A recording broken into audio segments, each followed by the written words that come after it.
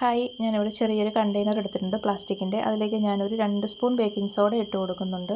ഇനി അതിൻ്റെ കൂടെ ഞാൻ ചേർത്ത് കൊടുക്കുന്നത് കർപ്പൂരമാണ്. ഞാനിവിടെ ഒരു 3 കർപ്പൂരം എടുത്തിട്ടുണ്ട്. 3-4 കർപ്പൂരം നമുക്ക് നമ്മുടെ ഇഷ്ടത്തിന് ചേർത്ത് കൊടുക്കാം കേട്ടോ.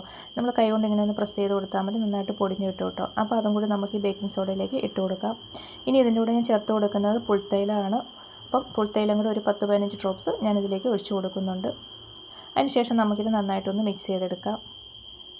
മിക്സ് ചെയ്തെടുത്തതിന് ശേഷം നമുക്കിതിൻ്റെ അടപ്പ് വെച്ചിട്ട് അടച്ചു കൊടുക്കാം കേട്ടോ. അപ്പോൾ അടപ്പിന് ചെറിയ ഹോൾസൊക്കെ ഇട്ട് കൊടുക്കുക, എന്നാലേ ഉള്ള ആ ഒരു സ്മെല്ല് പുറത്തേക്ക് വരത്തുള്ളൂ.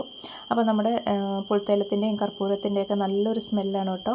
ഇപ്പം തന്നെ നല്ലൊരു സ്മെല്ല് വരുന്നുണ്ട്. ഇനി നമുക്കിത് അടച്ചു കൊടുത്തതിന് ശേഷം ഞാനിത് ബാത്റൂമിലാണ് കേട്ടോ ഞാൻ വെച്ച് കൊടുക്കുന്നത്. അപ്പം നമുക്ക് വീട്ടിലെവിടെ വേണമെങ്കിലും നമ്മുടെ ബെഡ്റൂമിലോ ഹാളിലോ എവിടെ വേണമെങ്കിലും നമുക്ക് വെച്ച് കൊടുക്കാം. അപ്പം ബാത്റൂമിലെ ബാഡ് സ്മെല്ലൊക്കെ പോയിട്ട് നല്ല ഫ്രഷ് സ്മെല്ല് വരാൻ വേണ്ടി നമുക്കിത് ബാത്റൂമിൽ വെച്ച് കൊടുക്കാവുന്നതാണ് കേട്ടോ.